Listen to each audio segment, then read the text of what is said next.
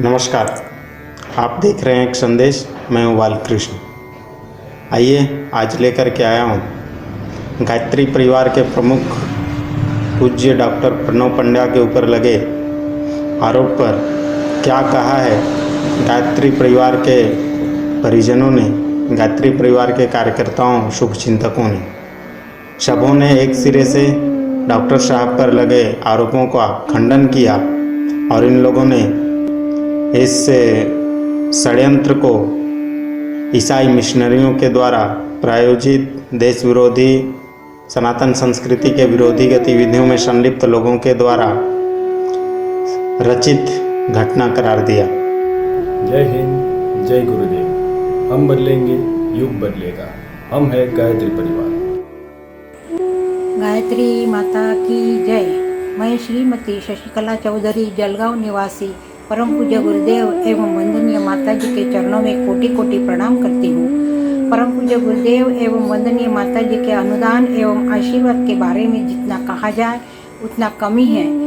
युग परिवर्तन के लिए पूज्य गुरुदेव एवं वंदनीय माता जी इस धरती पर मनुष्य के रूप में अवतरित हुए। आज भी यह अवतारी सत्ता सूक्ष्म एवं कारण शरीर में उसी उद्देश्य से कार्य कर रही है और नैष्ठिक गायत्री साधकों का संरक्षण एवं अनुदान दे रहे हैं। हमें विश्वास है कि आज गायत्री परिवार पर जो संकट आया है, जरूर पूज्य गुरुदेव तथा माता जी संरक्षण देकर निराकरण करेंगे।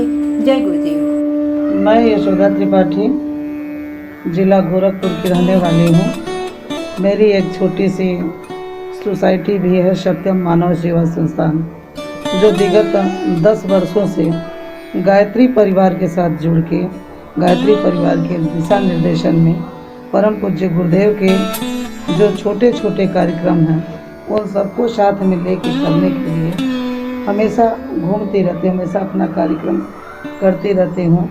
जो भी लांछन लगा है गायत्री परिवार पे या हमारे पूज्य गुरुदेव पर, ये लांछन सरासर गलत है। इसके लिए हम सभी लोग पूज्य गुरुदेव डॉक्टर प्रणव पंड्या के साथ हैं।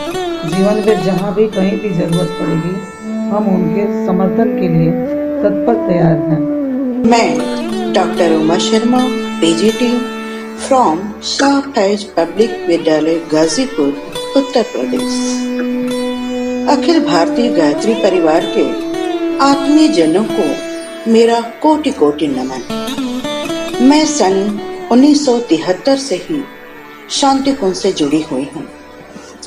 बहुधा लोग प्रश्न करते हैं, कैसा है शांति कुंज, कैसे थे गुरुदेव? अरे ये क्या थे या हैं? हमारे गुरुदेव तो एक दिव्य विचार पुंज हैं और विचार कभी खत्म नहीं होता है, अमर होता है। हमारे गुरुदेव भी अमर हैं। रही बात शांति कुंज की, यह तो महाकाल का घोंसला है। संचालक भी स्वयं महाकाल ही हैं। धर्म पिपासुओं के लिए वैज्ञानिक पृष्ठभूमि पर आधारित एक आध्यात्मिक धर्मशाला है। जिस धर्म की हम अमूर्त चिंतन करते हैं, उसका शांति कुंज मूर्त विजुअल प्लेटफॉर्म है। एक एक क्रियाकलाप का हम परिणाम देखते हैं। जिस दिन मुझे पता चला कि एक काल नेम अपनी षड्यंत्रकारी चक्रव्यूह में सत्यम शिवम सुंदरम से पूरित हमारे भाई साहब के खिलाफ अनर्गल प्रलाप किया है, हार्दिक दुख हुआ, परंतु आश्चर्य नहीं। अरे जब सीता मैया को किसी ने नहीं छोड़ा तो भला हम किस खेत के मूली हैं? इतिहास साक्षी है। प्रभु यीशु को सूली पर चढ़ाने वाले, भगवान बुद्ध को बदनाम करने वाले उनके अंतरंग शिष्य ही थे। क्या सत्य समाप्त हो गया? नहीं, और आगे चलकर पुरजोर स्थापित हुआ। सत्य अपने आप में साक्ष्य है। सत्य को स्थापित करने के लिए एविडेंस की जरूरत नहीं पड़ती है। षड्यंत्र रचने वाले क्यों भूल जाते हैं? कि श्यामल घटाएं कब तक भगवान भास्कर को ढक कर रखेगी। बादल जब छटेंगे तब क्या होगा। शांति कुंज परिजनों के पास माताजी, गुरुजी का आशीर्वाद, तपोबल और अखंड ज्योति जो हमारे लिए प्रेरणा स्तंभ है, दादा गुरु का वरद हस्त है। विश्वास रखिए, कुचक्रों की कालिमा हमें कलंकित नहीं कर सकते। हम उज्जवल हैं, थे, उज्जवल बने रहेंगे। जय गायत्री माता। मेरा नाम गौतम विश्वकर्मा है और मैं छत्तीसगढ़ के कांकेर जिले के चारों ब्लॉक के एक छोटे से गांव में आना से बिलोंग करता हूं। मेरी उम्र अभी 36 वर्ष है और मेरे परिवार में लगभग 18 आदमी हैं और मेरे नाना जी मेरे जन्म से पहले ही इस गायत्री परिवार से जुड़े हुए। हमारे नाना जी अक्सर बताया करते हैं कि मैंने इस गायत्री परिवार में क्यों ज्वाइन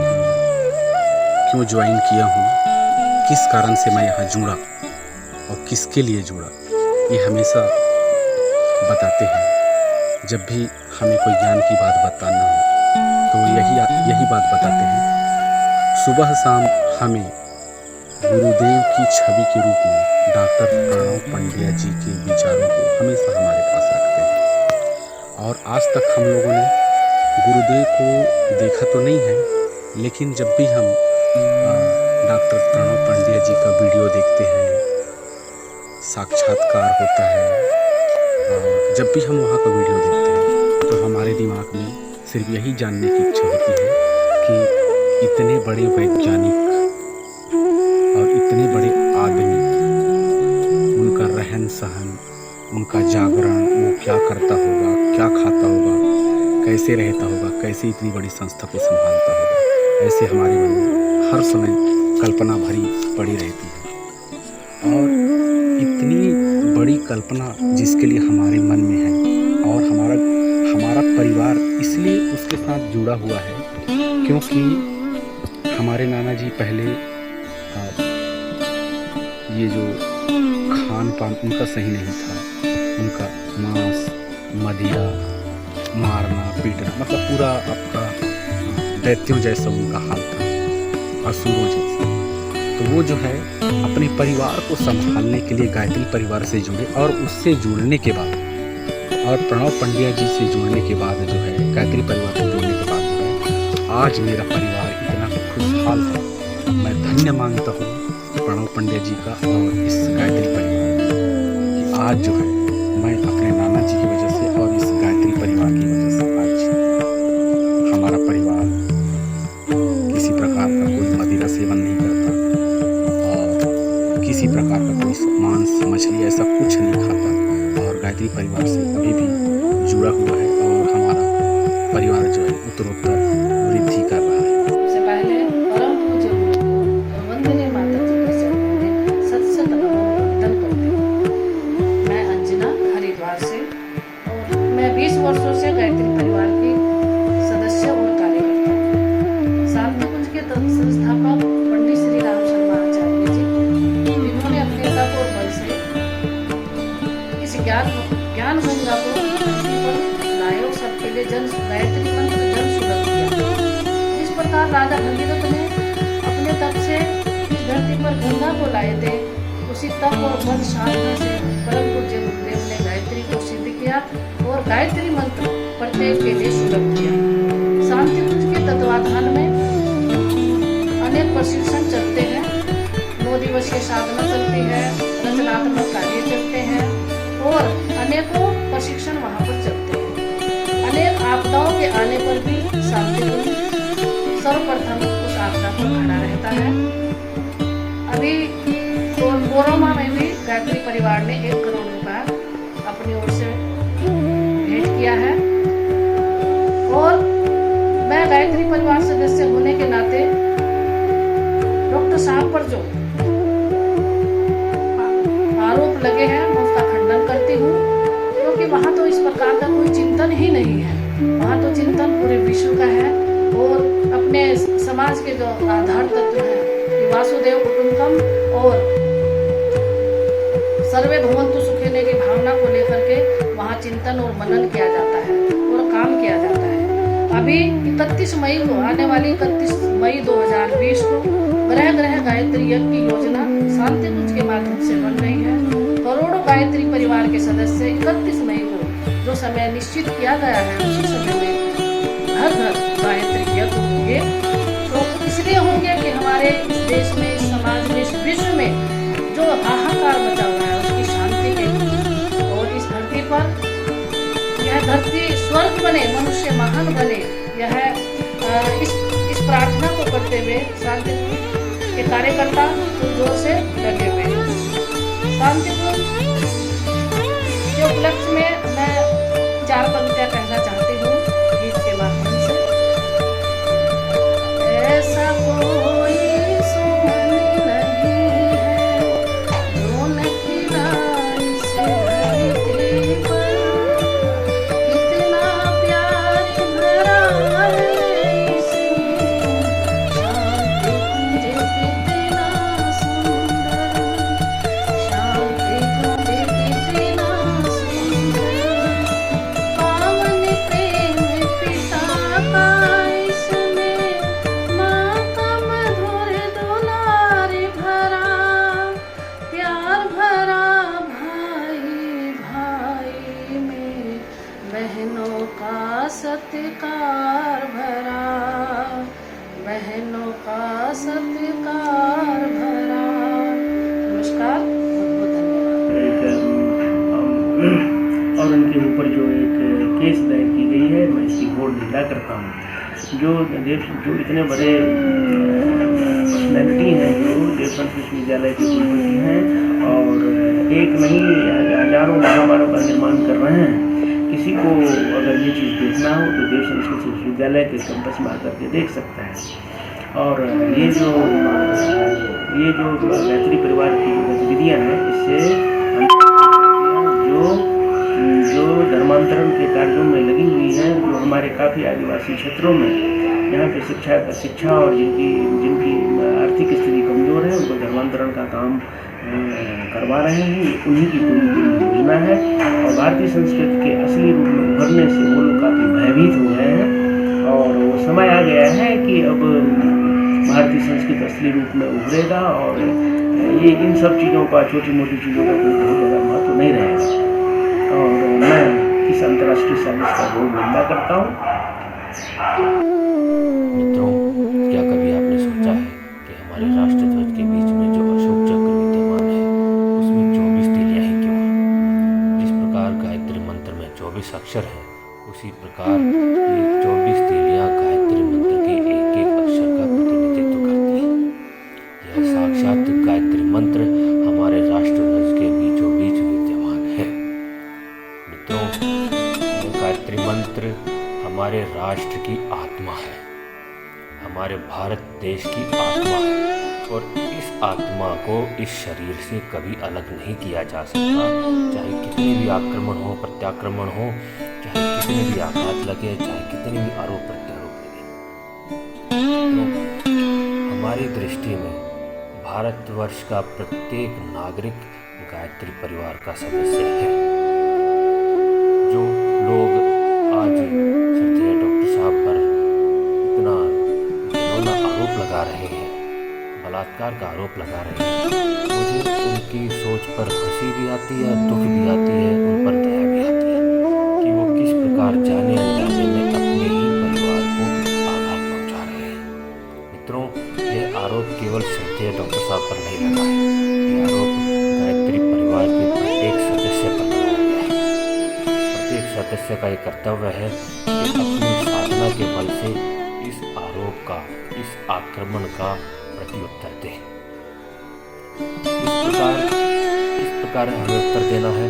हमें उत्तर देना है हमारी साधना के माध्यम से। जो लोग ये समझ रहे हैं कि इस प्रकार के आरोप लगाकर हमारी साधना को खंडित कर देंगे, हमारे विश्वास को तोड़ देंगे, हमारी श्रद्धा को तोड़ देंगे, हमारी श्रद्धा को, विश्वास को, आस्था को कमज़ोर कर देंगे, ये उनकी महामूर्खता है, ये उनकी भूल है।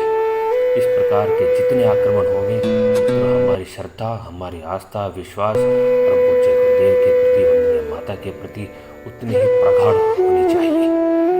हमारी आस्था समय के साथ साथ और तीव्र गति से बढ़ती रहनी चाहिए। ये आक्रमण श्रद्धेय डॉक्टर साहब पर नहीं है, ये आक्रमण गायत्री परिवार के प्रत्येक सदस्य की आस्था पर है, विश्वास पर है। जिस प्रकार एक राष्ट्र दूसरे शत्रु राष्ट्र के द्वारा आक्रमण होने के भय से अपने यहाँ हथियारों का जखीरा बढ़ाता रहता है, अपनी शक्ति बढ़ाता रहता है, उसी प्रकार हमें भी अपनी साधना को दिन प्रतिदिन बढ़ाना पड़ेगा। हमें अपने मनोरंजन के तमाम कार्यक्रमों को तिलांजलि देनी होगी। हमें निरंतर गायत्री मंत्र लेखन को बढ़ाना है, हमें निरंतर माला जप को बढ़ाना है। जिस प्रकार सोना घिसने से और अधिक चमकता है, इस प्रकार के आक्रमण, इस प्रकार के आरोप मित्रों हमारी श्रद्धा को और अधिक प्रबल और अधिक मजबूत बनाएंगे। हमारे पास स्पष्ट प्रमाण नहीं है, लेकिन उससे भी किसी भी कागजी प्रमाण से बढ़कर हमारे पास सबसे मजबूत और बलिष्ठ प्रमाण हमारी साधना होगी। हमें अपनी साधना के माध्यम से, समय के माध्यम से ये उत्तर देना है लोगों को कि ये आरोप कितना गलत है, कितना मिथ्या है। हमें अपनी साधना को निरंतर बढ़ाते रहना चाहिए। अपने मनोरंजन के कार्यक्रमों को रद्द कर दीजिए। आपका कोई भी मुख्य या कोई भी रुचि का धारावाहिक है, उसे छोड़ दीजिए। घूमना फिरना छोड़ दीजिए। जब भी समय मिले या तो माला जप को बढ़ाइए, या गायत्री मंत्र लेखन को बढ़ाइए। पूरे विश्व को दिखा दीजिए कि हमारी साधना अडिग है, हमारी साधना नहीं मिटेगी। जिस प्रकार समय आने पर छावनी के सैनिकों को युद्ध स्थल में शत्रु के आक्रमण का प्रत्युत्तर देने के लिए उतर जाना पड़ता है, ये समय दोस्तों वैसा ही है। उतर जाइए साधना के इस रण क्षेत्र में। बता दीजिए विश्व को, बता दीजिए इन्होंने लोगों को कि गायत्री परिवार की आस्था पर्वत की भांति, हिमालय पर्वत की भांति, जिस हिमालय पर्वत का गुरुदेव सदैव उदाहरण देते रहते हैं, गंगा की गोद हिमालय की छाया, हमारी श्रद्धा उसी हिमालय की भांति सदैव अटूट रहेगी, कभी टिकेगी नहीं, कभी मिटेगी नहीं। जिस प्रकार भगत सिंह ने अपने प्राणों की आहुति देकर भी भारत की गरिमा का, भारत की इज्जत का, मान सम्मान का, उसकी रक्षा की, उसी प्रकार हमें भी इस समय अपने स्वयं के मान सम्मान की परवाह न करके हमारे पूरे समस्त गायत्री परिवार के मान सम्मान को खंडित होने से बचाना है। हमारा विश्वास टिकेगा नहीं, हिलेगा नहीं, हिमालय पर्वत की बात।